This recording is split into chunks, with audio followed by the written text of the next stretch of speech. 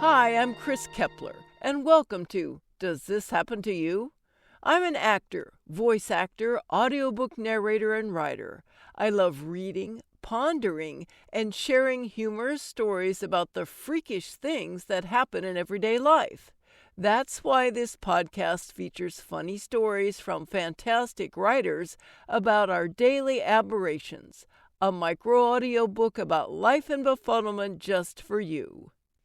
Our story this week is from B.B. Nicholson, who you'll find on medium.com. And here is, After all these years, she hadn't changed.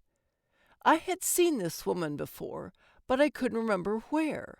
She didn't appear to recognize me. I had seen this woman before. We were both in line at the Hobby Lobby returns and refunds register, and she was talking to the cashier. Where did I know her from? I racked my brain trying to remember. Her waist-length dark hair was interspersed with coarse strands of gray. Her jawline sagged slightly, like mine, and the once smooth skin was etched with lines. But she was still slight and slender, as she had been when I knew her. If I knew her. This inability to figure out who she was bothered me. I rifled through a slew of acquaintances from the pages of my past. Did I know her from church, work, volunteering? All I could think of was that she had aged. The woman I vaguely remembered was much younger. She didn't glance my way, so I didn't believe there was any hint of recognition. I could have stepped forward and said, "Where do I know you from?" But she might have looked astonished at how much older I've gotten. Nobody wants to think people don't recognize them because they've aged. Besides, she was engrossed in her conversation with the cashier. I watched as she pulled one purchase at a time from a giant Hobby Lobby bag. She was returning everything in the bag. I was waiting to return a strand of light-up garland that didn't light, but this woman was bringing back coloring books, craft items, and Christmas ornaments. The cashier looked disgruntled as the woman leaned her little body forward with quiet persistence.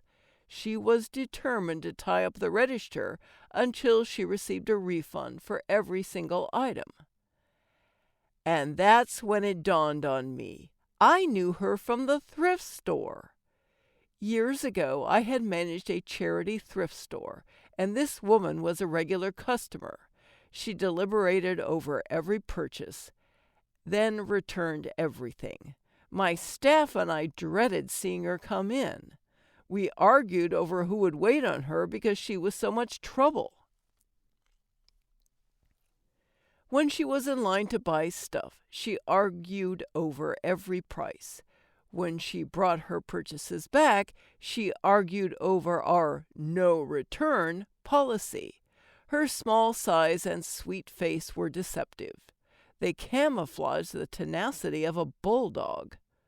I even included a few words about her in my book, Thrift Store. Shop, cook, laugh, but don't call the police. Here's a snippet. A customer arrived with an armload of toys. At first, I thought she was donating them, but as turned out, she had bought them in the thrift store the week before, and now she wanted to return them and get her money back.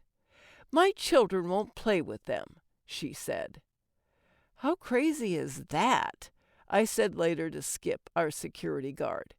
"You don't buy used toys at a charity thrift store and try to get your money back because the kids won't play with them." I rolled my eyes at the woman's absurdity. That afternoon, I mentioned the incident to Vicky. She is one of our cashiers, and she had a story to top mine. "When I worked at the Gap, a man came in with a bag of worn-out shirts," Vicky said. "He told me he had lost weight and the shirts didn't fit anymore. He wanted his money back. We hadn't carried that line of clothing in ages. Those shirts must have been 12 years old." "That's crazy," I said. But this idea has possibilities.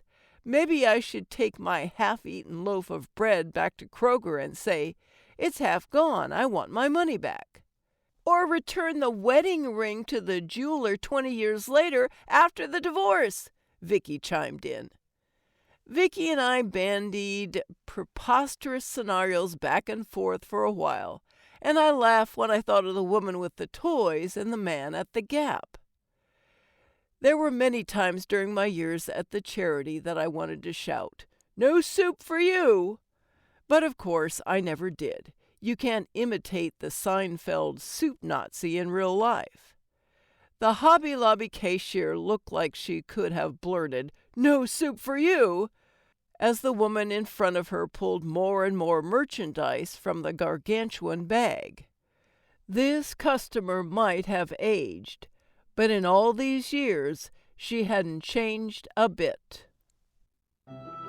Thanks so much for listening. If you enjoyed this story, let me know and share it with your friends.